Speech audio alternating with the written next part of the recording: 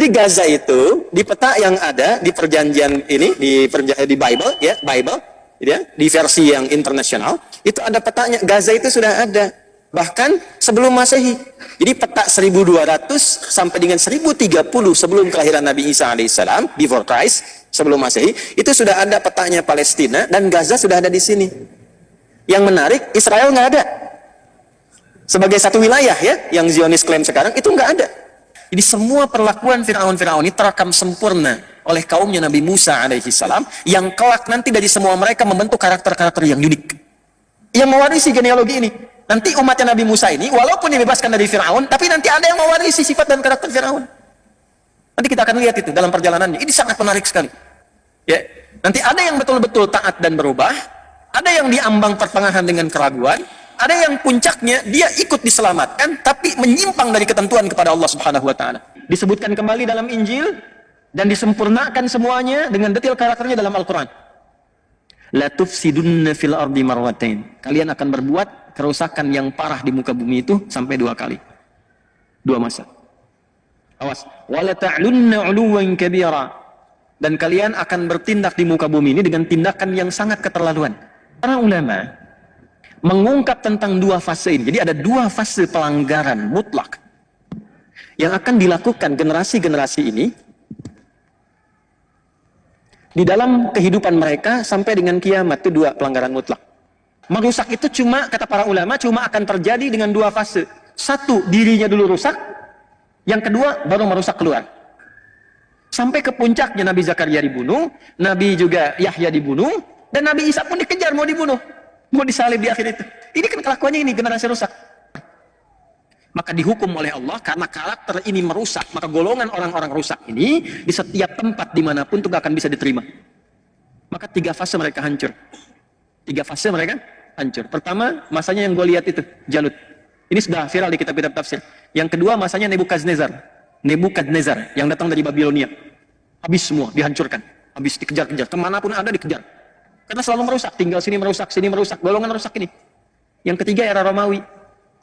Ya, sesaat kemudian sebelum masuknya khususnya di era-era peninggal Nabi Isa alaihissalam sampai nanti ke era sebelum kelahiran Nabi Muhammad SAW. Tidak ada satupun orang-orang generasi ini, termasuk Yahudi yang lainnya, menetap dimanapun kecuali selalu datang Romawi menghabisi mereka. Dimanapun.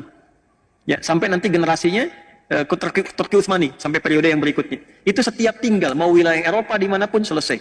Inkuisisi. Kalau nggak digantung, disiksa, habis, dikejar kemanapun. Nggak ada yang bisa menetap karena perilaku ini. Bismillahirrahmanirrahim.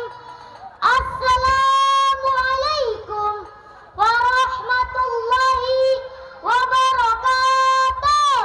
Orang mungkin sekarang mengiranya saya menghafal Quran saja. Alhamdulillah saya juga menghafal Injil, menghafal Bible. Ya, dan saya meriset. Biasanya kalau sudah ada versi baru, saya beli. Jadi saya punya banyak koleksi Bible di rumah. Saya simpan di kantor di ruang riset sekarang.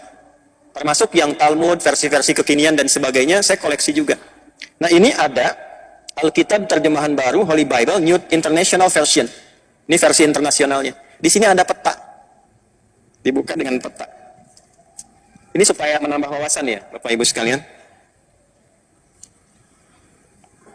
Kok bisa katanya kajiannya kajian tausiah, tapi referensinya Bible. Tak apa-apa. Ini ada peta nih. Tuh, dibuka dengan peta. Ini petanya, Division of Canaan 1200 sampai 1030 before Christ, sebelum Masehi. Jadi ini petanya dulu, kanan yang saya tulis ini, ya. Ini tahun 1200 sampai 1030 sebelum Masehi. Kalau sebelum Masehi kan mundur kan? Ya, 1200 sampai 1030 sebelum Masehi. Nah, di sini menariknya Palestina sudah ada, Filistin. Mas, coba bangun sini, Mas. Bangun, Mas. Biar dikira saya ngeduga-duga gitu kan, dibaca. Coba. Ini kacamata saya salah apa enggak? Ini tulisannya apa? Palestina. Ini yang ini. Iya. Betul kan? Burung. Filistin ya? Filistin. Filistin. Baik. Mas, bangun Mas sini.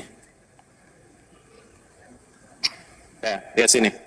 Nih, ada tulisan apa ini? Mana? Ini. Iya, Filistin. Filistin. Saya mau tanya, Gaza sudah ada belum Gaza nih yang sekarang kami? Ada nggak? Ada di Gaza. Oh, jangan tebak-tebakan Pak. Udah ada. Tuh. Ada nggak? Ada Gaza. Gaza itu sudah masuk bagian sudah ada. Jadi sebelum duduk lagi silakan. Jadi Gaza itu di peta yang ada di perjanjian ini di Bible ya, Bible ya, di versi yang internasional itu ada petanya. Gaza itu sudah ada bahkan sebelum Masehi. Jadi peta 1200 sampai dengan 1030 sebelum kelahiran Nabi Isa alaihissalam, before Christ, sebelum Masehi, itu sudah ada petanya Palestina dan Gaza sudah ada di sini. Yang menarik, Israel nggak ada. Sebagai satu wilayah ya, yang Zionis klaim sekarang itu nggak ada. Nggak ada. Nggak percaya. Mas bangun nih. Bangun antum supaya nggak ngantuk. Coba dari atas sampai bawah, temukan Israel ada nggak? Nggak ada. Lihat dulu, jangan langsung nggak ada. Walaupun saya sekolah, tetap antum mesti lihat. Coba. Nih, pegang nih. Pegang mic-nya. Pegang ini. Nih, pegang mic-nya. Nah, ini wakafin aja. 1 menit. Pegang. Pokoknya ada hadiah 100 juta. Saya berani kasih karena nggak ada. Nggak ada, nggak ada kan? Nggak ada. Baik. Ya, nanti insya Allah kalau mau kita kopikan. Ya, ini satu koleksi yang kami punya. Di sini nggak ada. Jadi memang dari sejak sebelum Masehi pun Palestina sudah ada. Ya, dan Gaza sudah ada.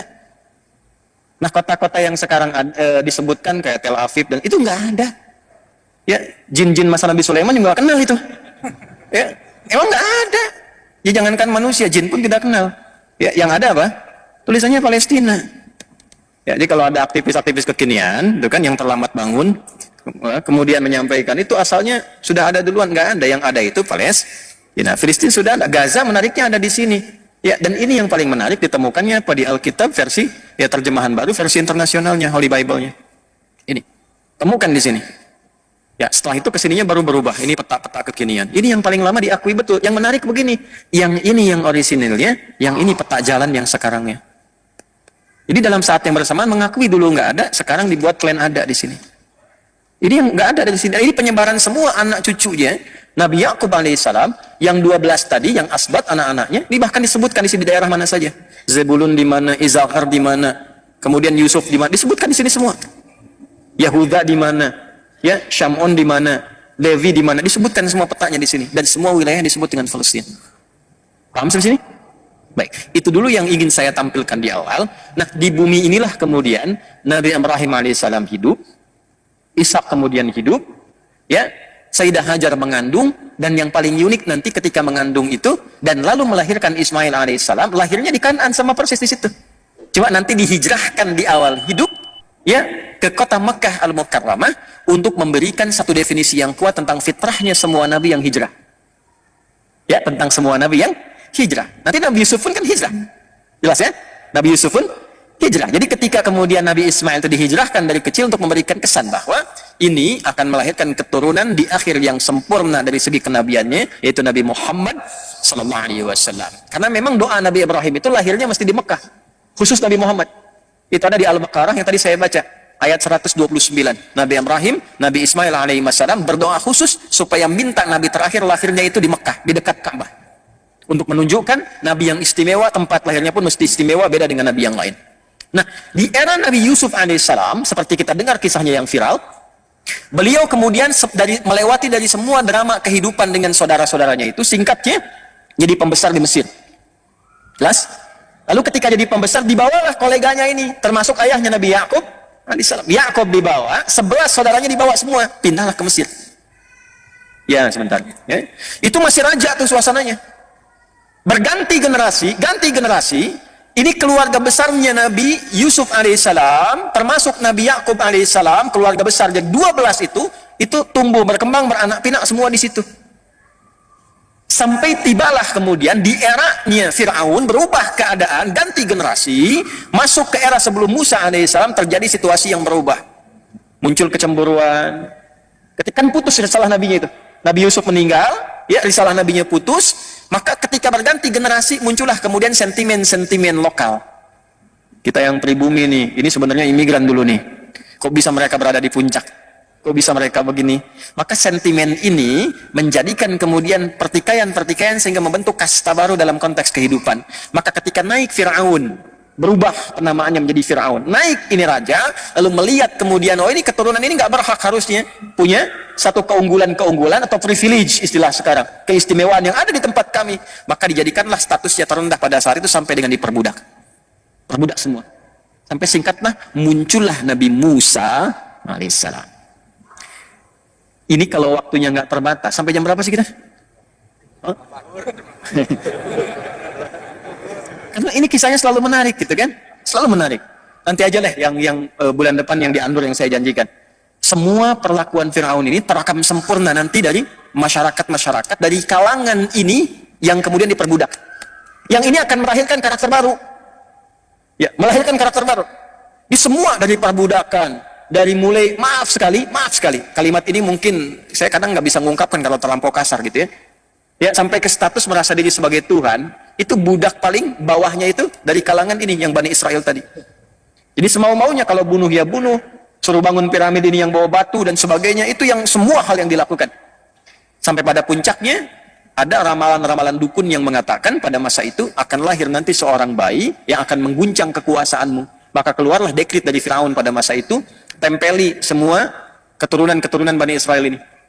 Tempel, yang perempuannya khususnya yang mengandung. Jadi ada dua yang nempel, satu intel, satu algojo. Dan algojonya sudah membawa pisau. Ya, pisau sepisau-pisaunya zaman Firaun ya, bukan kayak pisau dapur sekarang gitu. Ya, perintahnya cuma satu. Kalau lahir laki-laki, langsung banting di hadapan ibu yang telah melahirkannya dan gorok sehabis-habisnya. Jadi menjatuhkan tuh, kalau menyembelih dengan dijatuhkan, istilahnya dzabah. Ya, kalau tidak jatuh itu nahara. Makanya unta pakai nahar. Fasalli li rabbika wanhar. Itu untuk unta. Tapi kalau kayak kambing, sapi, kerbau dan sejenisnya dijatuhkan dulu baru disembelih, itu dzabah. Kalau sekali sembelihan dan halus itu namanya dzabaha yadzbahu dzabhah. Set sekali. Tapi kalau berkali-kali begini itu dzabaha yudzabbihu. Al-Baqarah ayat ke-49, wa idz najjaynakum min ali fir'auna yasumunakum su'al azab yudzabbihuna, perintahnya jelas, eksekusi langsung, genosida, habisin setiap ada laki-laki, perempuan boleh hidup. Jadi pada masa itu semua itu kekejian, kekejaman dan sebagainya Firaun. Maka Anda sudah paham, kita sudah tahu, di antara sekian bayi itu ada satu yang dilindungi oleh Allah Subhanahu wa taala untuk berkehidupan dan membebaskan keturunan-keturunan beliau itu ke atasnya dari perbudakan Firaun. Itulah yang kita kenal dengan Musa alaihissalam. Siapa namanya? Nabi Musa alaihissalam. Itu keturunan ke atasnya ke Lewi tadi yang saya sebutkan. Dari keturunan Lewi melahirkan Musa alaihissalam. Secara singkat Musa tumbuh dewasa tadinya dalam pemeliharaan istrinya Firaun yaitu Asyah, dan kelak kemudian masuk Islam. Setelah dewasa jadi pemuda, singkatnya jadi nabi dan rasul. Lalu disitulah terjadi pertentangan antara Musa dengan Firaun. Musa diutus oleh Allah sebagai nabi dan rasul untuk membebaskan umat dan kaumnya pada masa itu dari perbudakan. Risalahnya itu satu. Dan diberikan kitab disebut dengan apa? Taurat. Atau Torah dikenalnya. Taurat atau Torah. Perhatikan baik-baik. Ini tolong highlight baik-baik ya.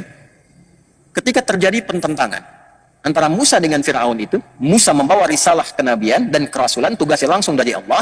Firaun membawa risalah nafsunya sampai mengatakan saya Tuhan yang paling agung. Gak ada Tuhan selain saya. Ana rabbukumul a'la. Secara singkat, perhatikan. Maka dilakukan oleh Firaun semua jenis segala hal yang bisa menjatuhkan Musa. Propaganda. Jadi ilmu propaganda itu sudah ada dalam Al-Quran diabadikan, dan yang pertama kali disebutkan propaganda keburukannya itu Firaun. Dalam media-media Firaun itu sudah disebarkan. Ya, ini sebetulnya perusak aja. Yang punya tempat itu kita, yang punya wilayah itu kita. Ini mau mengeluarkan kita dari sini, ini ingin merusak kita, ingin merubah tatanan kita yang sudah eksis, yang sudah baik dan sebagainya. Kemudian apa yang dilakukan? Ke internalnya disebutkan A, ke eksternalnya disebutkan B. Itu sudah ada. Lalu keluar, nah ini kan kelompok kecil aja. Ini bukan mewakili semua kebutuhan manusia. Ini cuma kelompoknya Musa aja yang kecil. Ya, innahu lasirzimatun qalil. Ini cuma kecil-kecil aja. Nah, ini Firaun itu kalau skala yang dihadapnya tinggi, dia rendahkan tuh caranya. Ya, misal ya kalau kita tarik di kekinian. Masalahnya Jawa Barat misalnya, atau Indonesia nih. Ah, udah, bikin kecilkan jadi Jawa Barat. Oh, Jawa Barat ini terlalu besar, kecilkan Bekasi. Bekasi terlalu besar, kecilkan Jakapermai. Jakapermai terlalu besar, kecilkan. Cuman Jamaah Al-Azhar aja yang ratusan. Enggak se-Jawa Barat. Palestina kebesaran, kecilkan. Oh, ini Gaza aja. Gaza kebesaran, kecilkan. Hamas saja. Innahu lasirzimatun qalil.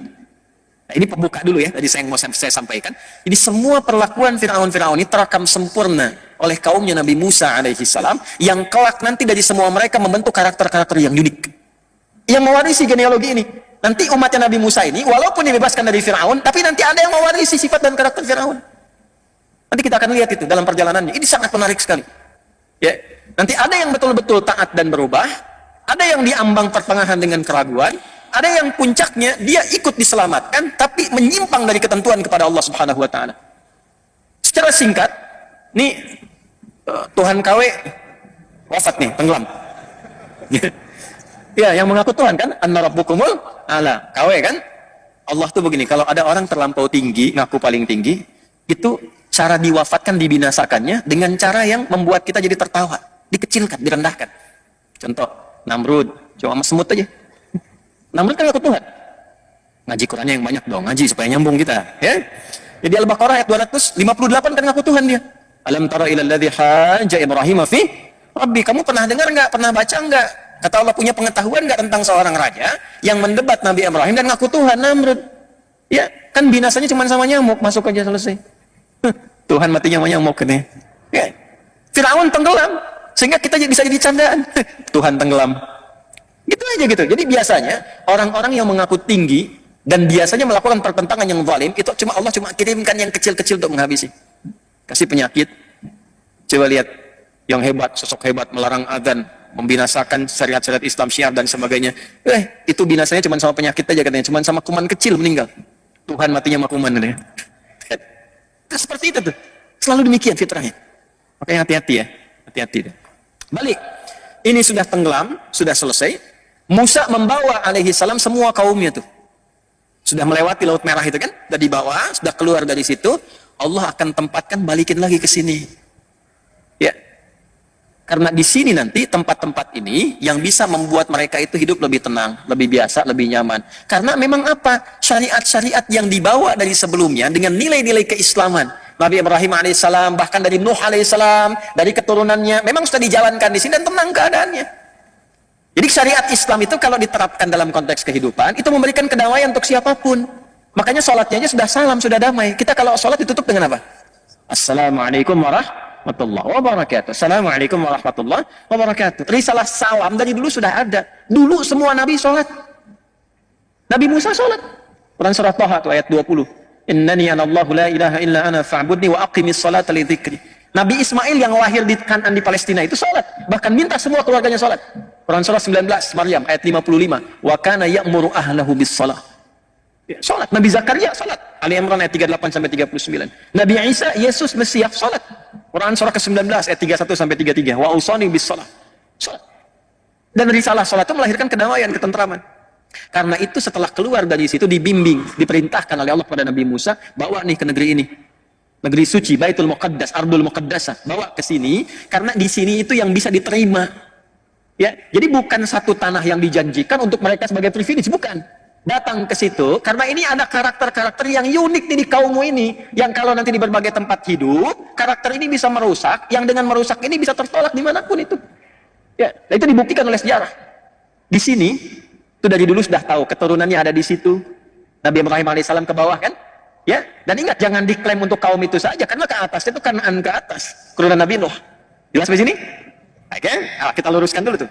Jadi begitu keluar dari situ, Nabi Musa diminta oleh Allah untuk menghadap ke Tur Sina itu untuk mendapatkan wahyu selama 40 hari 40 malam kurang lebih.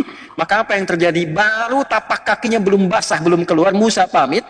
Ya, Harun alaihissalam jaga di situ. Itu sudah sebagian kaum yang terwarisi tadi yang saya katakan. Ya, yang hatinya belum bersih sepenuhnya. Ada golongan baik, golongan ragu-ragu, golongan nyeleneh. Yang nyeleneh ini juga dibagi beberapa bagian lagi nanti. Ada yang fokusnya di bidang, hati-hati ya, di bidang ekonomi. Ada yang fokusnya nanti di bidang militer. Awas, ada fokusnya di bidang spiritual. Dibagi 3 bagian ini. Dan sampai sekarang itu akan ditemukan karakternya. Mirip-mirip begitu, nggak berubah. Ini menunjukkan janji Allah itu nyata. Saya ambil ke bidang yang spiritual dulu. Aduh, bosan nih. Musa belum pulang-pulang. Harun, ada nggak kira-kira versi Tuhan yang nampak di hadapan kita yang bisa kita sembah tuh? Maka kreatiflah Samiri itu, bid'ah pertama yang dilakukan pada masa itu. Bikinlah dari anak sapi lembu itu, ya, yang dihiasi dengan emas, kemudian ya macam-macam kita sudah tahu kisahnya, selesai sampai situ menyimpang. Nah, ketika menyimpang ini nggak bisa dikendalikan oleh Harun alaihissalam. Karena karakter Yahudi itu kalau sudah begitu kekeh itu dilakukan. Ini udah merasa benar sendiri.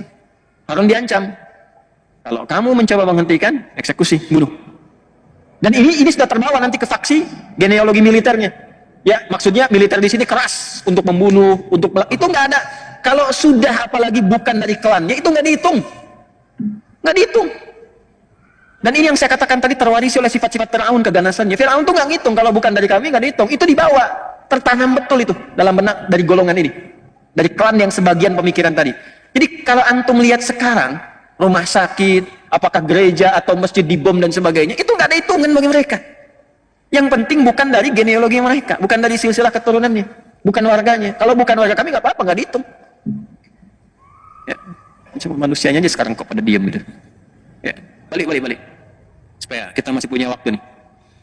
Jadi dalam kondisi itu ada penyimpangan. Nah, menyimpang. Ini penyimpangan yang paling pokok. Karena asalnya spiritual. Fondasi hidup kita itu spiritual di sini. Dan dibebaskannya mereka dari Fir'aun karena kekuatan spiritual Rasul yang turun. Nabi Rasul. Penyimpangan pertamanya itu dihabisin lagi. Setelah sukses dengan itu, dihabiskan semua perjuangan Musa dengan penyimpangan itu. Makanya saking kesalnya Musa ketika pulang mendapati demikian, ya, saudaranya dulu yang ditarik jenggotnya itu. Kamu kok nggak bisa jaga ya Musa sebentar, jangan nanti jadi fitnah. Ya, kita berkelahi, mereka malah kemudian mengklaim itu sebagai sesuatu kebenaran bagi mereka, sehingga menyimpang dari kita, ya kan? Maka apa yang terjadi dijelaskan begini, marah Musa, dihancurkan kemudian lembunya itu, Samirinya dihukum. Nah, disinilah kemudian diabadikan di Quran surah ke-7 Al-A'raf di ayat yang kita mulai dari 155 tuh. Ya. Sudah? Dan Musa memilih Musa memilih 70 orang, ya, sabi'ina rajulan limiqatina, 70 orang dari kaumnya untuk bertobat kepada kami. Nah, di sini kita akan masuk kepada kata Yahudi. Lihat baik-baik. Begitu menyimpang, Musa merasakan, ya Allah, ini saya baru terima wahyu, kok umat saya jadi begini. Maka saking dalamnya penyesalan Musa kepada Allah, maka dipilih siapa yang masih bersih ini, yang nggak kontaminasi, yang tidak ikut-ikutan kepada ya, kreativitas bid'ahnya Samiri. Maka dipilih 70 orang. Nah, di halaman yang ke-169 paling bawah, ayat 155 ada. Baik. Dipilih 70 orang. Lalu limiqatina, untuk datang kepada kami, kata Allah. Maksud datang itu dia menghadap untuk taubat.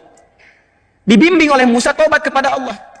Di antara kalimat taubatnya diabadikan di Al-A'raf ayat 156 yang tadi pindah ke halaman 70 ke atas. Inna hudna ilaika. Ya Allah, kami taubat lagi untuk kembali kepadamu.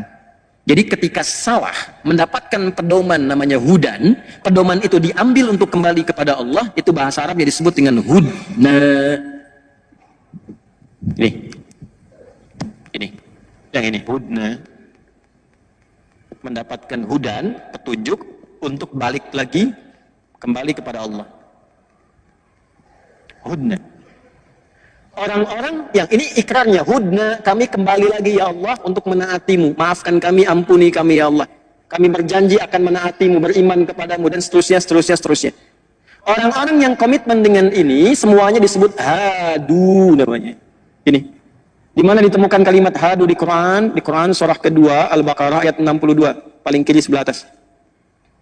Innal ladzina amanu wal ladzina hadu wan nasara was sabiina man amana billahi wal yaumil akhir, dan seterusnya ayat. Hadu ditemukan. Sifat dari ini mewakili karakternya disebut dengan Yahud. Kalau diikutkan ke sini disebut dengan Yahudi. Jadi Yahudi itu kalau kita temukan itu bukan nama orang. Jelas? Juga kalau mengacu pada pendapat pertama, kita bisa konfirmasikan bukan menunjuk pada silsilah keturunan dari Yahuda, bukan. Tapi Yahudi itu memberikan kesan awalnya ditemukan kata ini pada perjalanan umatnya Nabi Musa alaihissalam, yang mereka kemudian menyimpang karena provokasi dan bid'ahnya Samiri itu tadi. Lantas kemudian dipilih oleh Nabi Musa alaihissalam orang-orang yang tidak terkontaminasi untuk tobat kepada Allah, meminta petunjuk untuk mendekat, komitmen pada wahyu. Maka disebutlah dengan ikrar mereka, hudna, kami ya Allah balik lagi. Jelas? Sifat karakter itu supaya dibawa, diingat-ingat, jangan salah lagi kayak gitu, jangan salah lagi kayak gitu, maka disebut Yahud. Yang ikut itu disebut dengan Yahudi. Di asal Yahudi ini, asal Yahudi adalah orang yang ingin kembali pada jalan yang baik, pada jalan yang benar. Paham nggak sampai sini? Baik. Tapi apa yang terjadi? Setelah peristiwa ini, sudah Allah terima taubatnya, tapi yang salah tetap salah. Yang salah dihukum, yang benar kemudian diberikan masa tenggang untuk berkehidupan terus sesuai dengan ajalnya. Jadi yang ini sudah selesai dihukum, ini jalan. Tapi ya itu tadi yang nggak hilang dalam karakternya, tetap dalam perjalanan pun sifat ngiyalnya masih ada. Dibimbing ya Musa, bawa mereka, udah, ya, ilal ardil muqaddasah, ke tempat bumi yang suci, yaitu ada Masjidil Aqsanya di situ. Bawa ke situ. Saat dibawa itulah teman-teman sekalian, sudah tinggal masuk. Jaraknya sudah dekat, tinggal masuk. Disampaikan. Bagaimana kita masuk, sementara di tempat itu sekarang sudah beraneka ragam sukunya. Udah banyak yang kuat-kuat, bahkan ada suku hebat dipimpin oleh Jalut yang kita sebut dengan Goliat itu. Wah Musa, kami nggak mau masuk lah. Di sana kami takut katanya kan. Nah, ini saya konfirmasikan. Penindasan yang berlangsung selama era Fir'aun itu membentuk karakter Yahudi ini, kalau disebut Yahudi, atau kalaupun dilekatkan kepada kata Bani Israel, sebetulnya membentuk karakter sifat takut yang sangat dalam. Jadi Yahudi itu sebenarnya penakut. Penakut. Saya konfirmasi ya, Yahudi itu sebetulnya penakut. Nanti kalau satu saat Anda umrah atau haji, mungkin bersamaan dengan saya, misal satu masa, nanti saya ajak antum ke satu benteng, yang waktu itu ada Yahudi Madinah. Di benteng yang paling populer di sana itu bentengnya Ka'ab bin Ashraf. Jadi dari dulu, untuk menutupi ketakutan itu, mereka selalu membuat benteng-benteng besar sebagai perimeter. Supaya diisolasi di dalamnya. Nah itu diabadikan di surat Al-Hasyr. Makanya kalau sekarang, antum lihat di wilayah Palestina yang diklaim itu, ya, antum temukan benteng-benteng besar sebagai penutup, itu sebetulnya bukan menunjukkan ketinggian teknologi, kehebatan, bukan. Untuk mengonfirmasi sifat takut mereka. Itu sudah ada konfirmasinya. Ya. Nanti kalau mau lebih dalam lagi, kita bahas tuh, sampai ke kondisi-kondisi terkini. Banyak pelajaran yang bisa dibahas. Tapi saya mau konfirmasikan, sampai saking sifat takut ini mengakumulasi, maka lahir sifat pengecut. Kata Musa diperintah, kita cuma diminta masuk, mereka nggak ganggu. Begitu masuk, sudah kita selamat. Ya, sudah.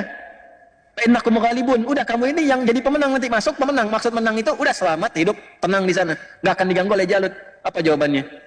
Musa, Idzab anta wa rabbuka faqatila innaha huna qa'idun. Musa, gini aja. Kamu masuk duluan sama Tuhan kamu situ. Ntar kalau menang lawan Jalut, kabarin kami di sini, kami ikut katanya. Kami nonton dulu di sini. Coba Anda bayangkan tuh. Udah ditampakkan di hadapan mata mereka, Fir'aun yang lebih tinggi dibandingkan dengan Jalut itu, ditenggelamkan di Laut Merah, cuma dipukul tongkat kayu, bem, kebuka itu lautan, melan mereka semua di hadapan matanya. Tinggal masuk, keluar kalimat Musa, ente aja deh sama Tuhan ente masuk situ, bukan? Ya, kalimat Qurannya begitu. Idzab anta wa rabbuka, Tuhanmu. Jadi Tuhannya itu Allah, Yahweh, Allah, itu belum masuk ke hati mereka. Belum masuk itu. Ternyata ada sebagian karakter yang melekat. Kamu aja Musa yang pergi dengan Tuhanmu itu. Kalau menang kasih tahu di sini, kami duduk-duduk dulu. Kalau menang kasih tahu baru kita masuk katanya. Hukuman turun dari Allah. Apa di antara hukumannya? Nah, maka ini di Al-Maidah nanti diabadikan. Ya kalau kita masuk dari ayat ke 19 ke 20-an terus sampai dengan di ayat 23 sampai 25 kita akan temukan apa yang tadi saya bahas. Ya ini gambaran besarnya karena waktu kita sangat terbatas. Disinilah inti yang mau saya bahas di titik ini. Sampai kondisi sekarang. Maka oleh Allah kemudian subhanahu wa ta'ala diberikan hukuman arba'ina sanatan yatihuna fil ard. Awas, 40. Selama 40 tahun itu mereka harus berkelana di muka bumi. Ya, ini 40 tahun di sini ada yang mengartikan masa, ada generasi dan sebagainya. Nanti kemudian siapa yang masih ingat yang menemani Nabi Musa untuk bertemu Khidir itu? Kan ada seorang pemuda. Yusha bin Nun. Yusha bin Nun. Nah nanti Yusha bin Nun inilah yang memimpin nanti ya asistennya Nabi Musa saat bertemu dengan Khidir. Antum ngaji Al-Kahf tapi nggak hafal kisahnya. Ya, kan ditemani oleh seorang asisten itu kan saat mencari Khidir. Kemudian dia bawa ikan, ikannya lompat-lompat ke laut, itu Yusha bin Nun. Nah Yusha bin Nun inilah yang kelak memimpin umat-umat tersisa itu sepeninggal Nabi Musa yang meninggal dekat tempat itu sejengkal sedikit lagi ke arah Aqsa itu, sedikit lagi sejengkal itu ilustrasi bahasa yang tinggi, maksudnya berapa meter ke depan atau mungkin berapa kilo ke depan, tinggal sedikit lagi meninggal dikuburkan di situ. Nanti yang meneruskan masuk di generasinya Yusha bin Nun masuk ke situ. Ya, yang menaklukkan Goliatnya, Jalutnya itu tadi, itu adalah Nabi Daud alaihissalam bentukan Talut yang tadi saya sebutkan di awal. Tapi mereka akan berputar-putar dulu. Dalam berputarnya inilah kemudian disebutkanlah karakteristik mereka dan jalur hidup mereka. Bagaimana disebutkannya? Itulah yang ditampilkan di awal Al-Isra, surah Al-Isra, dari ayat 1 sampai dengan ayat yang ke-7. Khususnya dari ayat ke-4 sampai ayat 7-nya. Satu, menerangkan tentang keutamaan Palestina dengan Masjidil Aqsa-nya. Kedua, menerangkan keturunan Nabi Nuh yang sudah mendiami di situ pertama kali supaya nggak diklaim bahwa ini tanahnya orang-orang Yahudi, ini tanahnya orang-orang Israel atau Zionis dan sebagainya. Turun. Baru kemudian cerita tentang Musa. Setelah itu, dari Musa ceritalah ke karakteristik ini yang sampai dengan ke kita sekarang. Maka di sini dalam kurang lebih sekitar 20 menit, ini saya akan uraikan karakteristik kesimpulan intinya. Jadi dari tadi saya kasih pembahasan panjang itu sebetulnya kalau mau jujur mukaddimah. Ya. Nah, situasi kita sekarang, ini ayat ini yang relevan yang akan kita kaji. Makanya tadi saya cepat saya minta maaf dari awal. Ya. Yuk kita lihat nih. Buka mushaf ya. Perhatikan baik-baik. Ayat keempat aja langsung ya. Langsung ayat keempat. Wa qadayna ila bani Israila fil kitabi la tufsidunna marrataini wa la ta'lunna 'uluwan kabira. Dan aku telah menetapkan dengan semua pengetahuan Allah yang sempurna. Allah mengetahui betul karakteristik yang tertanam dari setiap generasi-generasi kaum-kaum Bani Israel ini yang terus melahirkan generasi baru, beranak pinak, dan lantas mereka disebut dengan Yahudi ataupun Bani Israel atau kaum Musa dalam Al-Quran. Ini sifat-sifatnya. Tapi selalu tertanam pada diri mereka itu karakter-karakter yang membedakan mereka itu dengan manusia pada umumnya yang lain. Tadi, maaf sekali, karakter-karakter nyeleneh. Ya, sampai tadi mengatakan Musa, engkau aja yang pergi ya dengan Tuhanmu, kami duduk di situ, nyeleneh yang keterlaluan. Ya, angkuh dari tertindas menjadi penindas. Dan dia, siapapun yang menghalangi itu terobos. Ya. Nanti di bidang-bidang terkait dengan ekonomi, semua pelanggaran dilakukan yang penting untung. Itu ada jalurnya, nanti kita bisa sebutkan satu-satu. Dan dikonfirmasi oleh sejarah. Bukan hanya dalam Al-Quran, tapi pembuktian sejarah dan di buku-buku yang dicetak sampai dengan kekinian. Ya. Teruskan. Wa qadayna, karena sifat-sifat ini yang melekat pada mereka, aku tetapkan, kata Allah. Pakai qadha tuh. Dan pakai na untuk menunjukkan keagungan Allah, demi keagunganku. Maksudnya apa? Kalau sudah pakai na, artinya penting. Al-Quran turun itu pakai na. Inna anzalnahu fi. Itu Allah menyampaikan dengan mengangkat keagungan zatnya. Untuk memberikan kesan pada kita semua yang membaca Al-Quran, khususnya umat Nabi Muhammad SAW, tolong fokus ini penting. Karena bagaimanapun Anda akan bersinggungan dengan mereka. Wa qadayna ila bani Israel, aku tetapkan kepada generasi-generasi yang mengaku keturunan-keturunan dengan nama-nama Bani Israel ini. Fil kitabi, bahkan dalam kitab mereka di Taurat sudah disebutkan. Nanti disebutkan kembali dalam Injil dan disempurnakan semuanya dengan detail karakternya dalam Al-Quran. La tufsidunna fil ardi marwatain. Kalian akan berbuat kerusakan yang parah di muka bumi itu sampai 2 kali. 2 masa. Awas, wala ta'lunna 'uluwan kabira, dan kalian akan bertindak di muka bumi ini dengan tindakan yang sangat keterlaluan. Ya, jadi di atas togo, jadi ada togo, ada ulu. Kalau togo itu bersikap kriminal kepada manusia dan pencipta. Di atas itu ulu. Jadi sudah bukan kriminal lagi. Ya, sudah berani mengungkap, menantang Tuhan. Ada nabi yang berkelahi dengan Tuhan, nabinya menang katanya, ada begitu tuh. Ya, sudah uluwan kabira, itu fil ard, 2 kali yang dilakukan. Nah, para ulama mengungkap tentang 2 fase ini. Jadi ada 2 fase pelanggaran mutlak yang akan dilakukan generasi-generasi ini di dalam kehidupan mereka sampai dengan kiamat. Itu 2 pelanggaran mutlak. La tufsidunna, pakai la, kemudian nun taukid di akhirnya untuk menegaskan ini benar-benar akan terjadi. Ya, fil ardi marrataini, levelnya itu level dunia, level global, bukan lokal. Saya ulangi, levelnya level dunia, global, bukan lokal lagi. 2 kali. Kapan level yang pertama ini terjadi dalam level dunia ini? Kapan kerusakan pertama terjadi? Wala ta'lunna 'uluwan kabira, dan Anda bersikap sudah melampaui batasan yang tertinggi. Jadi batas tertinggi itu disebut ada tagha. Perilakunya disebut dengan tughyan, orangnya taghi, jamannya tagut. Firaun disebut dengan togo. Firaun, izhab ila fir'auna innahu tagha. Itu Firaun. Ini levelnya di atas Firaun. Sudah uluwan kabira. Ya, uluwan kabira, sifat ulu itu kembalinya kepada Tuhan. Allahu jalla wa ala, sifat ala disebut ulu. Itu sudah melampaui sifat-sifat togo, ya. Ya. Sudah ulu, di atas ini ada ulu. Dan disifati dengan uluwan kabira. Damage-nya tinggi. Nih. Maka para ulama menelusuri sejarah. Dilihat, Anda kalau buka kitab-kitab tafsir yang klasik, dari misalnya tafsir At-Tabari, gitu kan? Sampai dengan kekinian, sampai yang Sya'rawi, ceramah beliau yang kemudian didokumentasikan, dituliskan, atau Tahrir wa Tanwirnya, Muhammad bin Tahir bin Ashur, ya Tahir bin Ashur, itu Anda akan temukan dari yang klasik sampai yang kontemporer. Ternyata, fase-fase ini ditemukan fase kerusakan pertama, satu, afsada yufsidu, tufsid itu dari afsada yufsidu, merusak. Merusak itu cuma, kata para ulama, cuma akan terjadi dengan dua fase. Satu, dirinya dulu rusak, yang kedua, baru merusak keluar. Nggak mungkin orang bisa merusak kalau nggak dimulai dari fase pertama, yaitu rusak dulu dirinya. Jadi ada generasi rusak di sini. Dari sekian umat Nabi Musa yang disebut dengan Bani Israel, yang Hudna tadi, Yahudi itu di antara mereka ada yang rusak. Udah jelas.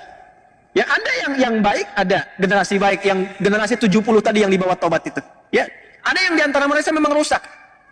Cara berpikirnya udah rusak, dibawa nostalgia ke masa lalu, harus begitu. Mau nggak mau mesti begitu, kalau nggak habisin semua. Rusak itu. Nah, sifat itu yang menjadikan mereka, kalau dengan siapapun termasuk Nabi, nggak sesuai dengan karakter mereka, selesaikan, termasuk bunuh Nabinya. Maka kerusakan pertama yang terjadi dari generasi rusak ini adalah langsung membunuh Nabinya. Nabi Zakaria itu dibunuh oleh generasi ini. Jadi setelah Nabi Musanya meninggal, terus generasi masuk, Daud, Sulaiman selesai, kan terakhir Nabi Isa. Nabi Isa itu kurang lebih jarak ke Nabi Muhammad itu 600 tahun. Sebelum Nabi Isa lahir, Nabi Isa itu kan anaknya Maryam. Ya kan? Maryam anaknya Imran dengan Hannah. Imran punya saudara namanya Zakaria. Hannah punya saudari namanya Elizabeth, Eliasobat. Zakaria menikah dengan Eliasobat. Imran menikah dengan Hannah, melahirkan Maryam. Sebelum lahirnya Nabi Isa, Maryam lahir, itu Zakaria alaihissalam belum punya anak. Maka berdoa di mihrabnya Maryam, sholat di mihrabnya Maryam, supaya minta diberi keturunan. Secara medis istrinya divonis sudah menopause dan mandul. Maka dengan izin Allah di mihrab Maryam itu berdoa, dikabulkan oleh Allah. Akan punya anak langsung, namanya dari Allah, Yahya. Itu diabadikan di Quran surah 3 Ali Imran ayat 38 sampai 39. Ya hunalika da'a Zakaria rabbah qala rabbi habli min ladunka dzurriyyatan thayyibah innaka sami'ud du'a. Fanadatul malaikatu wa huwa qa'imun yusalli fil mihrab anna Allah yubashshiruka bi Yahya. Yahya, John. Ya, Yahya. Bahasa Inggrisnya atau Latinnya John. Ya, John, Yohanes, John. Jelas? Nah ini Nabi Zakaria, Nabi Yahya, itu kan ditunggu-tunggu pemuka Nabi mereka itu, pemukanya. Generasinya sama, generasi Musa ke bawah itu. Ya, itu Yahya itu dihadirkan pertama kali oleh Allah seperti Harun kepada Musa, disiapkan dulu supaya menyiapkan jalannya Isa alaihissalam ketika membawa risalah. Ya karena Nabi Isa itu nanti dari bayi sudah dapat tugas, tumbuh dewasa, mudanya itu meninggalnya muda, jadi nggak nikah Nabi Isa itu. Nggak sempat nikah, 30-an tahun lebih sedikit itu sudah meninggal. Ya, inni mutawaffika wa rafi'uka ilayya. Ya, diwafatkan, diangkat kemudian oleh Allah Subhanahu wa taala. Makanya makamnya sampai sekarang nggak ditemukan. Diangkat. Jadi sudah sampai di situ disiapkan dulu. Yang menyiapkan siapa? Allah. Siapa yang ditunjuk? Nabi Zakaria lewat anaknya Yahya. Itu meninggalnya dibunuh oleh kalangan yang rusak ini. Bayangin sampai bunuh Nabi. Bahkan kalau mau tarik sebelumnya Nabi Soleh ada. Mungkin antum belum pernah dengar kisah ada Nabi digergaji meninggalnya. Belah dua. Gitu. Mereka yang nuntut, ada mukjizat, dikasih kemudian unta keluar dari batu, udah begitu untanya dihabisin, nabinya dibunuh. Ini golongan rusak tadi. Sampai ke puncaknya Nabi Zakaria dibunuh, Nabi juga Yahya dibunuh, dan Nabi Isa pun dikejar mau dibunuh, mau disalib di akhir itu. Ini kan kelakuannya ini generasi rusak. Ya. Jadi yang 70 tadi melahirkan yang baik-baiknya sedikit, ke bawahnya itu Hawariyun itu. Ya, Hawariyun yang 12 orang itu, yang murid-muridnya itu kan. Ya, itu pun sedikit, yang selebihnya itu mewarisi genealogi tadi, genetik tadi yang merusak. Maka ketika itu lahir yang rusak sampai Nabi Isa pun dikejar. Nabi Isa kan keturunan ini dari Bani Israel ke atas. Jalurnya ke Ishak alaihissalam. Maka apa yang terjadi? Itulah yang membentuk karakter. Maka dihukum oleh Allah karena karakter ini merusak. Maka golongan orang-orang rusak ini di setiap tempat dimanapun itu gak akan bisa diterima. Maka 3 fase mereka hancur. 3 fase mereka hancur. Pertama, masanya yang gue lihat itu, Jalut. Ini sudah viral di kitab-kitab tafsir. Yang kedua, masanya Nebukadnezar yang datang dari Babilonia. Habis semua, dihancurkan. Habis dikejar-kejar. Kemanapun ada dikejar. Karena selalu merusak. Tinggal sini merusak. Golongan rusak ini. Yang ketiga, era Romawi. Ya, sesaat kemudian sebelum masuknya khususnya di era-era peninggal Nabi Isa alaihissalam sampai nanti ke era sebelum kelahiran Nabi Muhammad SAW. Tidak ada satupun orang-orang generasi ini, termasuk Yahudi yang lainnya, menetap dimanapun kecuali selalu datang Romawi menghabisi mereka. Dimanapun. Ya, sampai nanti generasinya ke Turki Utsmani, sampai periode yang berikutnya. Itu setiap tinggal, mau wilayah Eropa dimanapun selesai. Inkuisisi. Kalau nggak digantung, disiksa, habis, dikejar kemanapun. Nggak ada yang bisa menetap karena perilaku ini. Ya. Jadi golongan rusak itu tinggal dimanapun sifatnya merusak. Di kalau dagang pengen yang paling unggul, tapi cara unggulnya itu ini diadu dulu nih. Yang eksis diadu. Supaya hancur, begitu hancur dia masuk. Di setiap tempat, setiap era dengan cara berbeda, tapi polanya sama. Selalu ingin unggul. Dan sifatnya, itu semua sistem dalam berkehidupan disebut milah namanya. Itu prinsip mereka, sepanjang ada sistem berkehidupan di era manapun, kita harus yang paling atas. Apapun caranya. Itu yang diungkap di Al-Baqarah ayat 120. Walan tarda ankal yahudu walan nasara hatta tattabi'a millatahum. Antum bedakan din dengan millah itu beda. Dan lihat ya, jangan salah nih, jangan salah. Kalau Yahudi pakai walan tarda ankal yahud, disebutkan Yahudi. Tapi Nasrani pakai la. Cuman kita bacanya pakai kan alif lamnya syamsiyah tuh. Ya, lamnya masuk ke nun, walan nasara. Padahal itu tulisannya la, wala an-nasara. Yahudi lebih dahsyat. Ya. Di ekonomi, di pekerjaan harus selalu di atas kuasai. Bagaimanapun caranya. Habisin dulu, hancurkan dulu, bikin mata uangnya habis, jatuh semua, beli, ini naik ke atas. Yang penting bisa menguasai. Itu caranya. Ya itu kan perilaku ya, perilaku. Nanti caranya menghadapinya bagaimana secara elegan. Ini bukan dorongan untuk membenci, begini, bukan. Ini menampilkan karakter. Ini dimanapun akan begini. Cara menghadapinya bagaimana? Jadi indahnya Islam itu bukan datang dengan kutukan, bukan celaan, bukan cacian, bukan kebencian. Nggak ada uraian kebencian di Quran tuh nggak ada. Quran cuma menampilkan secara faktual begini karakternya. Kalau ente hidup bergaul dengan mereka, yang akan muncul tuh seperti ini. Nanti menghadapinya bagaimana? Itu sisi ekonomi. Ya, secara militer juga begitu nanti. Karena mewarisi generasi yang sebelumnya itu, karakteristiknya yang sangat kasar, pengen sesuatu segera dilakukan, Nabi aja dibunuh, apalagi yang bukan Nabi. Nabi aja nggak ada harganya. Kalau rumah sakit dibom, dunia mengutuk, ngutuk aja, ngutuk begini.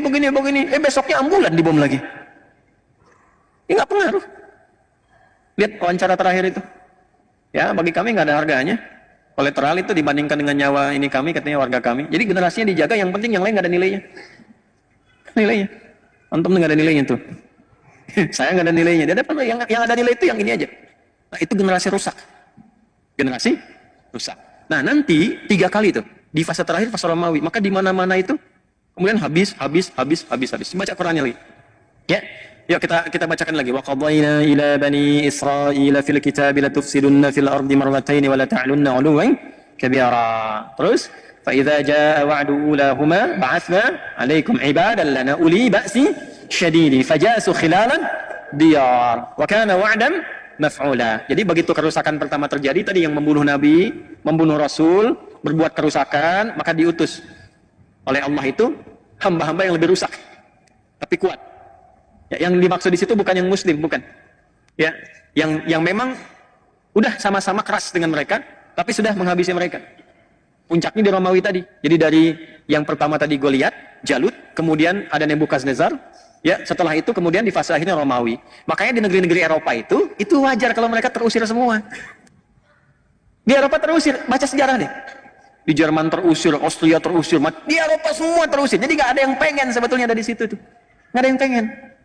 Ya makanya mereka cari tempat aja, yang penting jangan di sini. Jangan di sini. Karena tahu kalau ada di situ rusak tuh negerinya. Ekonomi nggak stabil karena udah dikuasaikan ini aja. Walaupun cuma ada 5 ini yang megang. 5 yang megang. Yang lain habis semua di bawah. Dan dikendalikan semaunya, rusak akhirnya.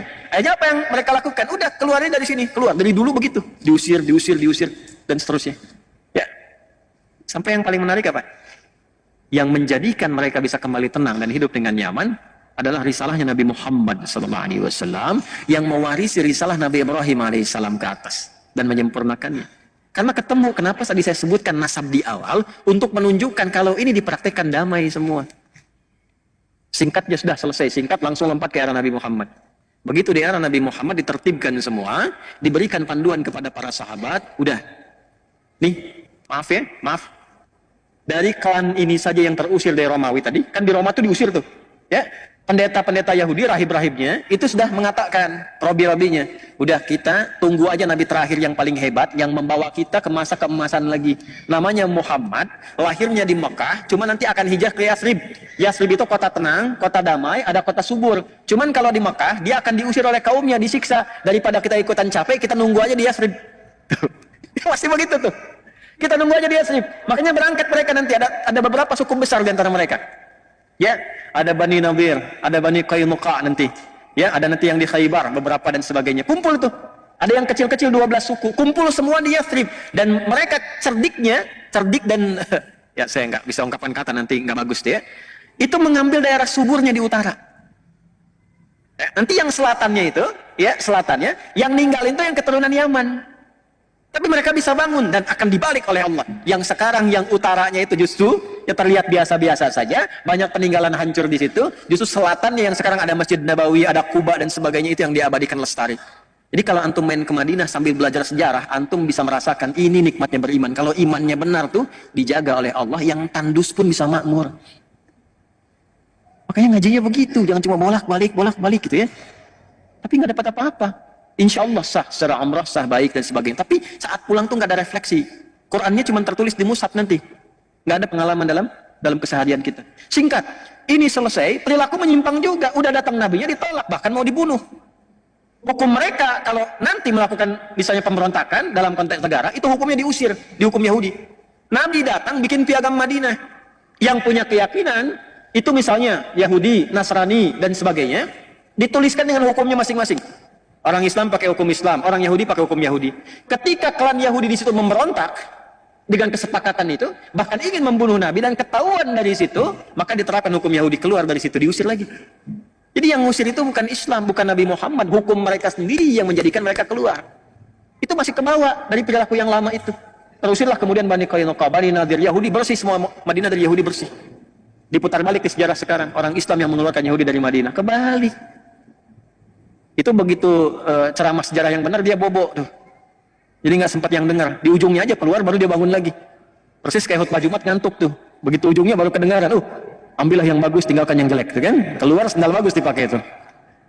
Salah kesimpulan. Keluar dari sini kacau lagi, kacau di mana-mana diusir dan sebagainya. Secara singkat saja zamannya Umar dibuka Palestina. Romawi dikalahkan. Masuk pasukan, kunci dipegang, kedamaian terjadi. Kristen bisa tinggal di situ nyaman. Bahkan gereja diabadikan, nggak dirusak, nggak diapa-apain. Saking hebatnya Umar pada masa itu, dengan tawadu datang uskup besarnya, sampai memberikan kunci gerejanya, dan mempersilahkan kalau ingin digunakan untuk ibadah pertama kali. Kata Umar, jangan. Ya, supaya tidak jadi fitnah di masa depan. Yang Kristen silahkan ibadah di tempatnya masing-masing. Kita tidak usah memaksa. Lakum dinukum waliyadin. Anda dilindungi, kita saling melindungi di sini, saling menjaga. Yang Kristen silahkan ibadah. Kalau bertanya tentang Islam dijelaskan. Pengen memeluk Islam silahkan, tapi tidak dipaksa. Walaupun yang pegang kuasa umat Islam. Yahudi boleh tinggal damai, semua damai pada masa itu. Sampai masuk lagi Romawi itu, terjadi perang salib. Dikuasai lagi, keluar lagi semua, habis lagi, terjadi lagi seperti dulu. Ya, udah yang bukan Nasrani keluar semua, keluar. Yang Muslim juga demikian, Yahudi dihabisin karena punya. Ini menarik ini, karena punya nasab. Kan Nabi Isa itu dikultuskan, Yesus itu kan dikultuskan. Nah, yang mau mengeksekusi itu kan kalangan Bani Israel dari Yahudi itu. Makanya sesungguhnya secara sejarah, ya dari kalangan Nasrani ini sebetulnya punya rasa-rasa tidak suka, dendam yang terlampau berkepanjangan. Jadi dimanapun ada Yahudi, itu tertanam dalam fitrahnya yang lama itu, udah keluarin. Ya kalau bisa habisin. Ya. Jadi kalau kita perhatikan dengan jujur, pernah nggak antum mendapatkan referensi sejarah? Ada di satu tempat umat Islam sengaja membantai umat Yahudi, nggak ada. Coba cek dalam sejarah. Irisannya selalu begitu. Makanya agak aneh kalau nempel perjanjian baru dengan perjanjian lama itu agak aneh itu. Kalau nempel ya, ini secara ilmiah ya. Ya, secara ilmiah. Jadi argumentasi ilmiah, bukan dalam narasi lain. Ini kita bahas sejarah. Kalau pengen diskusi silahkan. Ya, maksud saya jangan sampai dipotong-potong besok saya jadi tersangka gitu kan. Tidak, kita dialogkan ya. Balik sini. Jadi sudah selesai, datang periode siapa? Salahuddin Al-Ayyubi dari suku Kurdi. Dibuka lagi,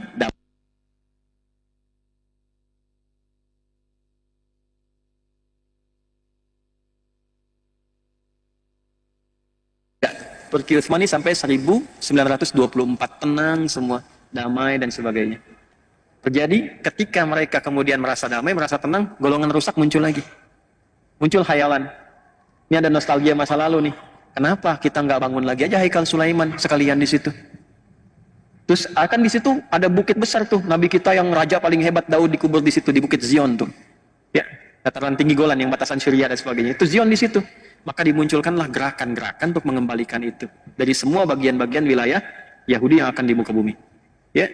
Maka apa yang mereka susun dan sebagainya, teman-teman, Bapak Ibu sekalian, gimana caranya supaya kita bisa hidupkan lagi Haikal Sulaiman, bawa lagi ke situ, itu berdasarkan hayalan saja. Yang tadinya udah damai, udah tenang.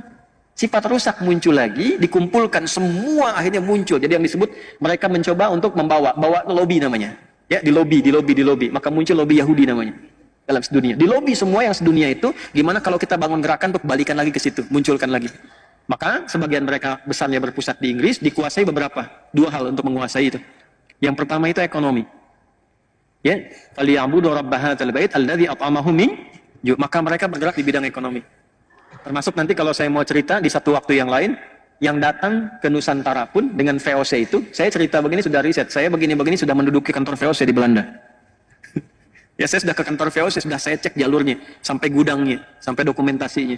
Itu VOC itu, Bapak Ibu, konsorsium dagang. Swasta. Yang bawahnya orang Yahudi pertama kalinya. Ketika hancur di Eropa, dia melihat ada ekspedisi-ekspedisi yang dilakukan oleh pasukan-pasukan salibis setelah periode 1492, terjadi perjanjian Theodosius, kemudian Isabel, ya, itu disatukan dengan Ferdinand yang di Spanyol itu jatuh, kemudian setelah itu membuat misi 3G. Sekarang sudah 4G atau 5G. Ya, dulu masih 3G, God, Glory, and Gospel, menyebar, itu dipelajari. Karena kerajaan yang kirimkan seringkali karam, di lautan besar itu karam, biayanya banyak, mahal, habis semua, makanya sering dikali harta karun peninggalan Raja Spanyol dan sebagainya, sering sampai jadi film dokumenter sekarang ini. Nah, belajar dari situ beberapa yang Yahudi bikin satu konsep, udah gabungin aja semua nih pengusaha-pengusaha supaya resikonya makin kecil, kalau karam pun harta keluar sedikit, kalau menang keuntungan banyak. Maka disusun itu. Asalnya yang muncul Yahudi, itulah saham pertama kali yang terjadi di bumi. Yang diarahkan untuk kepentingan swasta konsorsium tadi. Itu markasnya kecil aja, kecil, sekarang jadi asrama. Jadi sedikit begini, di Delft namanya, Delft, ya. Ada bulatan masuk lorong sebelah kiri kecil aja, mungkin jaraknya tuh 10 meteran lah ke atas gitu. Itu kantor VOC yang ngambilin rempah-rempah dan semuanya kita itu. Ya, cuman gudangnya sebesar Masjid Al-Azhar depannya.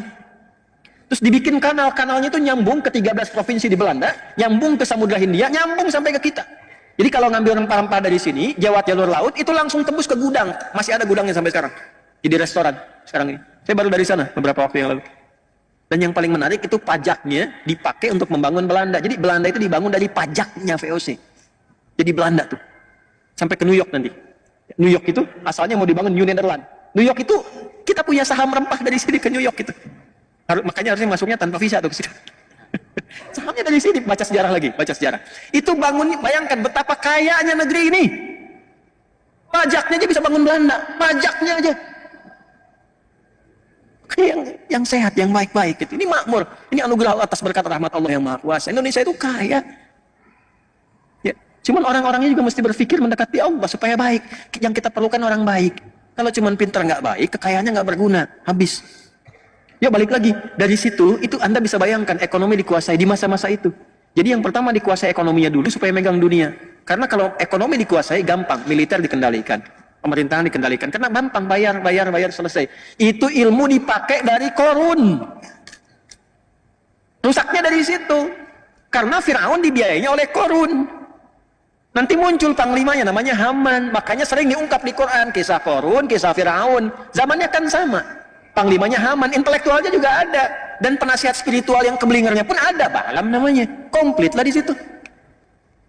Ya, jadi kalau sudah unsur-unsur itu ada dan nggak disebutkan, ya, secara tegas nama detailnya untuk menunjukkan kesan bahwa itu bisa berpotensi terjadi lagi di masa depan. Yang membawa itu genealogi ini, manusia-manusia ini, kuasai ini, nanti tinggal gampang.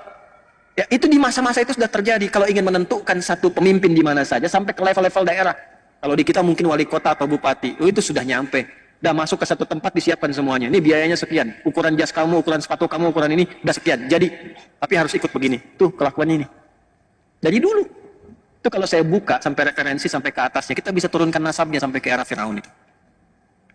Nah, itu yang terjadi. Maka ini mengonfirmasi, teruskan ayatnya sampai ayat yang ke-6. Tsumma radadna lakumul karrata 'alaihi wa amdadnakum bi amwal. Itu konfirmasinya. Ini pembuktian firman Allah benarnya. Perhatikan, mereka akan kuat di bidang ekonomi. Ini, karena gerakan pertama yang dibangun itu. Wa amdadnakum bi amwal wa banin. Keturunan mulai banyak menyebar dan mereka pegang ekonomi itu.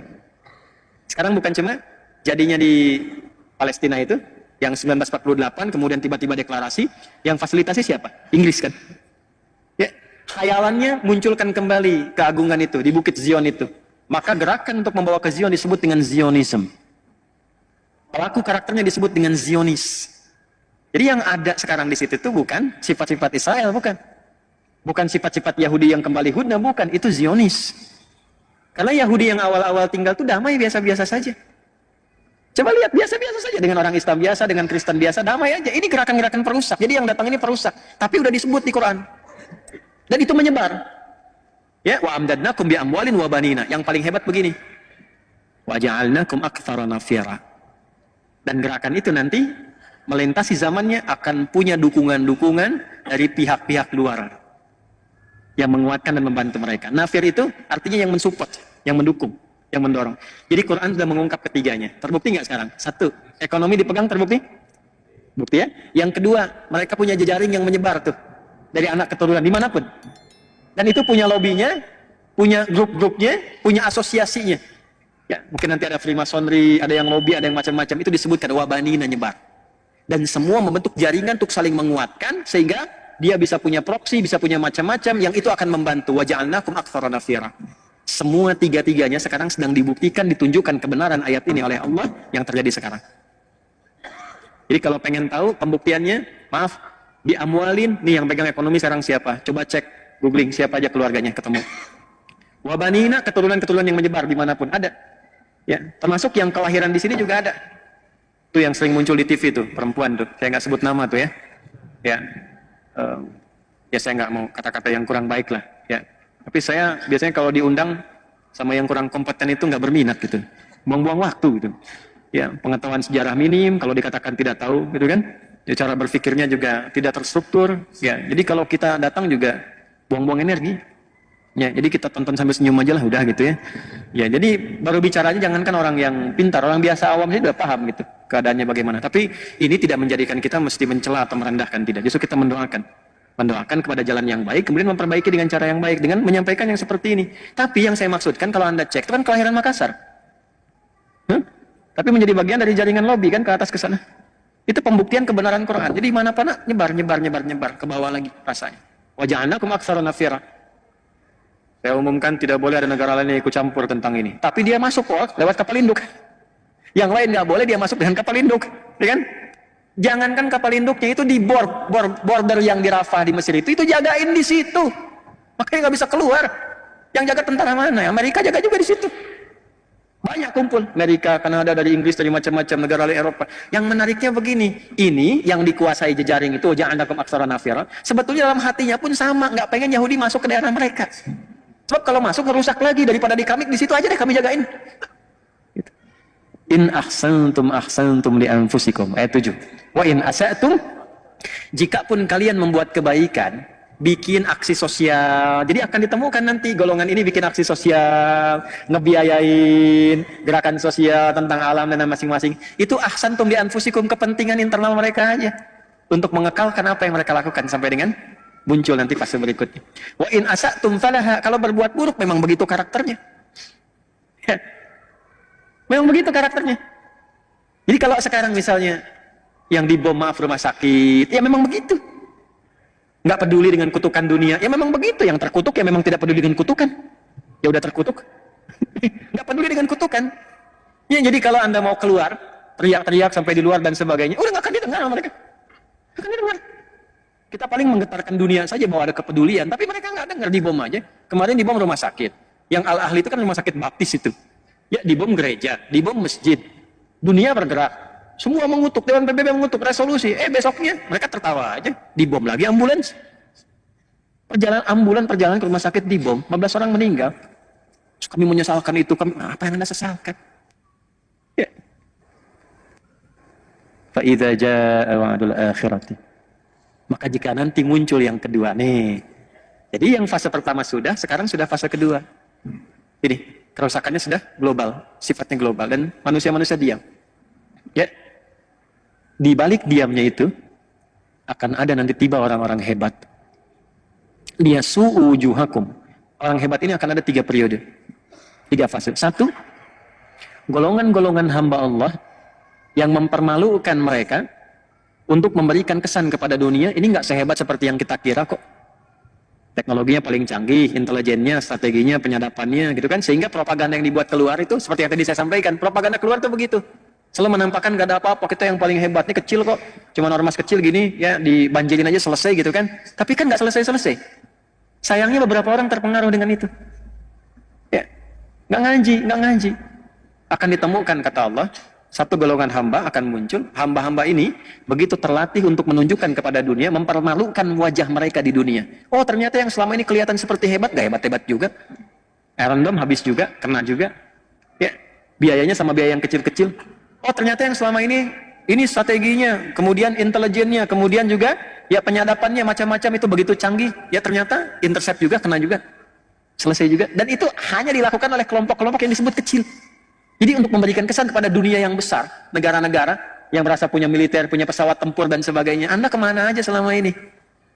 Enggak, bukan masalah iman, bukan masalah keyakinan, cukup jadi manusia aja. Tapi bagi orang Islam, kemanusiaan itu dilampaui dengan keimanannya. Imannya kemana? Gitu. Ditampakkan, liyasu'u wujuhakum, itu 1, untuk mempermalukan wajah mereka di hadapan dunia. Ternyata selama ini yang disebut hebat cuma begini aja. Lantas Anda yang tidak punya, ya, apa yang mereka miliki orang-orang hebat ini, tapi memiliki alat-alat yang Anda klaim canggih, lebih hebat daripada mereka. Ini orang-orang nggak punya landasan pacu untuk pesawat tempur. Pesawat tempurnya nggak punya. Senjata nggak lebih hebat dibandingkan dengan negara-negara yang ada lain sekarang. Orang-orang negara-negara yang mengatakan di situ muslimnya banyak misalnya, atau negara-negara Islam, atau umumnya dunia pada umumnya, yang pesawatnya hebat, alutsistanya banyak, dan sebagainya, dan seterusnya, diam. Sementara yang disebut terbatas ini tiba-tiba mempermalukan, oh dengan begini aja selesai, bisa kok. Ya itu 1. Waliyadkhulul masjidah kama dakhaluhu awwala marrah. Nanti ada golongan kedua. Ya, golongan kedua ini sudah menyelesaikan semua konflik yang ada di situ, menenangkan kembali sampai Masjidil Aqsa dibebaskan. Fase kedua. Fase ketiga, ini saya baru memahami ayat ini dan hadis Nabi. Ini hadis Nabi ini, jangankan kita, orang Yahudi sendiri pun begitu yakin dengan hadis ini. Jadi saya kasih tahu rahasia ya, ini diantara kita saja nih. Ya. Ini mau habis nih, 5 menit, 10 menit lagi lah ya waktunya. Saya mohon izin tambah 25 menit tadi. Gak apa-apa ya, 15 menit tadi tambah. Lihat sini. Jadi Yahudi itu yang nggak diterima, yang nggak mereka terima, Nabi Muhammad sebagai Nabi. Tuntunannya masih diterima. Yang nggak diterima itu cuman kenapa Nabinya Muhammad gitu. Itu aja. Kalau Nabinya bukan Muhammad, dari jawab mereka akan diterima. Tapi tuntunannya diterima. Makanya oleh mereka Quran diriset. Makanya oleh mereka hadis diriset. Dan mereka yakin dengan itu. Salah satu yang diyakini apa? Nabi kan pernah menyampaikan di puncak nanti bagian ketiga itu, fase ketiga, waliyutabbiru ma'alau tadbira, menghabiskan semua tanpa kecuali, habis, selesai. Allah menyampaikan demikian. Ya, ada mereka berlindung di pohon-pohon yang diberi nama dengan korkot. Korkot itu yang mengatakan nanti Yahudi ada di sini, Yahudi ada di sini. Pernah dengar hadisnya? Itu saking yakinnya dibanyakin ditanam pohon korkot sekarang. Saya pernah ke Amerika Desember yang lalu saya mampir ke Washington DC. Jadi kalau ada rezeki main ke Amerika ke sana ya, ke DC. Washington masih lampu merah sana dikit tuh. Itu ada Masjid Indonesia wakaf di zaman PSBY dulu, ya. Ada dana abadi umat itu sebagian yang mau dikirim untuk beasiswa, membiayai ke Al-Azhar dan sebagainya, itu sebagiannya dialokasikan untuk beli satu gereja tua, ya, yang dikonversi jadi masjid di DC, di Washington DC.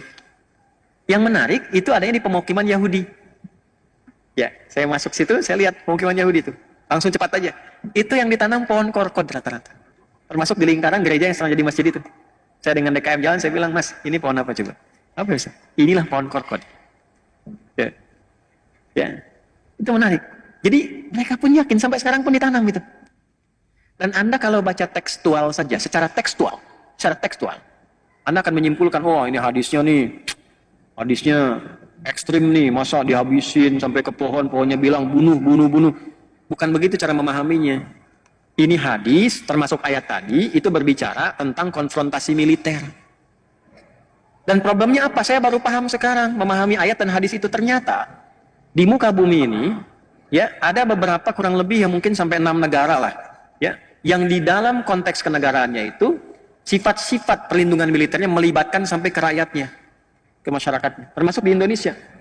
Indonesia itu kalau berjuang, kalau sudah ada misalnya perjuangan sampai ke konfrontasi militer, misal Belanda datang dan sebagainya, itu bukan cuma tentara yang berjuang, kita pun ikut di situ.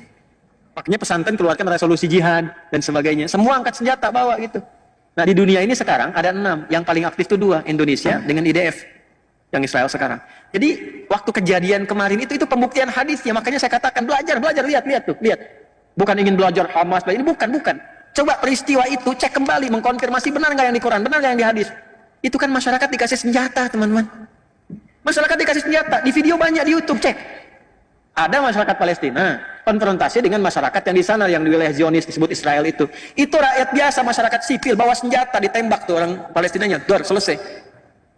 Yang polisinya diam-diam aja begini, dibiarin kena. Jadi rakyatnya dikasih senjata. Nanti pada periode ketiga, setelah periode kedua itu Masjidil Aqsa bebas, periode ketiganya ada konfrontasi luas semua. Semua masyarakat Yahudi yang ada pada masa itu diberikan senjata dan berlindungnya di balik pohon korkot. Itu yang menjadikan kemudian pertarungan semestanya menjadi meluas pertempurannya. Itu maksudnya. Jadi kalau Anda melihat situasi sekarang dengan karakteristik bom ini, bom itu, emang karakter rusak ini. Ya, tapi tidak bisa dipukul rata, misalnya Yahudi keseluruhan nggak bisa dipukul rata. Yang rusak-rusak aja nih. Yang apa? Yang Zionis. Yang diklaim dengan Israel sekarang itu. Ya, yang lain-lainnya mungkin ada yang baik-baik juga ada. Ada Robi-Robi yang mengatakan itu mereka memang perusak, ada Robi yang begitu. Nah itu mungkin kalau dia tarik ke atas itu yang 70 orang disebut di Al-Araf 155 tadi. Generasinya itu tuh. Tapi tinggal sedikit. Tapi ujungnya kan kalau nggak beriman sama aja kufur. Tapi setidaknya membawa sifat kemanusiaan yang jelas. Tapi pada umumnya yang rusak lebih banyak. Ya, kalau mendiamkan sesuatu yang rusak kan sama rusak juga. Ya kan? Jelas ya? Nah, dan ini tugasnya macam-macam, beda-beda. Ada yang bagian propaganda. Kemarin ada mereka punya lembaga think tank penelitian. Yang terbarunya itu meminta supaya dilemahkan Al-Azhar yang ada di Mesir. Ini karena masjidnya Masjid Al-Azhar. Ya, mereka merekomendasikan 3 hal. 1, ganti Syekh Al-Azhar nih. Karena begitu terjadi di sana mengeluarkan sebuah statement fatwa ya bahwa itu penjajahan, mesti dibantu, mesti dibebaskan. Itu rekomendasi pertamanya ganti. Yang kedua, lemahkan. Ya, dengan cara dananya yang biasanya untuk menguatkan itu dikurangi. Ya, atau tidak diberikan sama sekali. Nah, yang ketiga, ya udah, sampai negaranya nggak usah disupport sama sekali. Mesir nggak usah terima bantuan, nggak usah apa-apa lagi, kecuali kalau Syekh Al-Azharnya diganti dan sebagainya. Tuh, itu ya waja'alnakum aktsara nafira. Kita sedang ada di era itu. Ya, jadi jangan jauh-jauh dulu sampai berjuang ke Palestina. Aduh, nggak usah, belajarnya dari sini. Ya, belajar dari sini, kuatkan iman, bangun negara dengan baik. Bangun negeri dengan baik, perbaiki dulu. Karena yang Allah sebutkan generasi emas itu adalah orang-orang yang meningkatkan iman takwa. Jadi ibad dulu, ibadallana. Perbaiki sholat dulu. Sholat masih keluar masuk. Ya orang puasa Daud, ini sholat Daud. Subuh sholat, duhur tidak, asar sholat, maghrib tidak. Pengen berjuang, udah habis antum. Ya, perbaiki dulu. Tuh yang pasukan-pasukan hebat, pasukan-pasukan kuat. Itu nggak masuk ke situ, saya nggak sebut nama ya. Nggak masuk ke situ satu kecuali penghafal Al-Quran. Yang kedua kerjaannya zikir. Kan di terowongan itu kitabnya zikir, Quran, babu zikir, Quran, sudah semua. Itu kalau sudah bergerak yang di depannya itu sudah ada di sampingnya mendampingi. Tuh, surga kamu depan. Semangat lagi, udah. Dan kalau sudah masuk, sudah bersiap untuk tidak kembali. Tuh. Gimana menanamkan itu pada diri sendiri itu? Ya, setidaknya untuk digunakan tenaganya membangun bangsa, membangun negara supaya kuat, supaya baik, supaya makmur, supaya benar. Ya, Pancasila diimplementasikan, kan di Pancasila itu mengakomodir nilai-nilai ibadah kita. Diturunkan di Quran di undang-undang ya pasal 29 ayat 2 itu negara menjamin kemerdekaan tiap-tiap duduk untuk memeluk agamanya masing-masing dan beribadah menurut agama dan kepercayaannya itu. Kita semua ibadah. Di sholatnya banyak ini, jangan cuma subuh begini pas kajian ini, duhur penuhin lagi. Kalau bisa subuhnya kayak Jumatan. Ya. Ini DKM juga tidak cukup dengan amin nih, ya. Orientasinya itu bagaimana makmur, bukan cancelengnya banyak. Ya, makmur dulu, canceleng ikutin. Ya, jadi kalau akhirat itu dikejar, dunia ikut. Antum kajian nih, ikut akhirat, sarapan tersedia. Ya, tapi kalau antum orientasinya dunia, mungkin nggak dapet. Ya, jadi kita siapin aja dulu untuk sholat baik, baca Quran yang benar, supaya kebaikan itu bisa dirasakan oleh tempat tinggal kita. Bangun negeri dengan baik, dengan nyaman. Kalau sudah kuat, semua segan. Jadi kalau Indonesia bicara itu, kayak Rusia, kayak Amerika, kayak Cina, bicara selesai konflik, selesai. Kalau bisa jadi veto, selesai. Nah sekarang kita bicara, itu adalah pembunuhan, itu genosida. Ketawa aja di sana. Demo besok udah selesai, udah itu beres. Tidak. pecah lagi, selesai lagi. Nggak gitu caranya. Ya, jadi semua yang terjadi sekarang ini, saya ingin katakan itu mengonfirmasi apa yang Allah firmankan 15 abad yang lalu. Situasinya demikian. Maka apa yang harus dilakukan? Saya tutup. Yang harus dilakukan adalah kembali memperbaiki diri kita masing-masing. Sholat dulu. Dulu zaman-zaman dulu ada orang ingin berjihad. Di era-era ini juga pengen ikut tuh konfrontasi militer. Apa jawabannya turun ayat? Wa aqimus shalah wa atuz zakah. Udah kamu sholat dulu yang benar. Supaya paham tentang keadaan diri, nyambung dengan Allah. Kalau sudah imannya kuat, bisa memahami qada dan qadar, bisa membedakan mana peluru buat Anda, mana peluru yang bukan punya Anda. Karena itu nggak takut di medan perang. Karena kapanpun bisa kembali kepada Allah. Wa atuz zakah, tidak sibuk dengan dunia. Kalau masih sibuk dengan dunia susah. Mau Jumatan aja datangnya pas khotib naik kedua.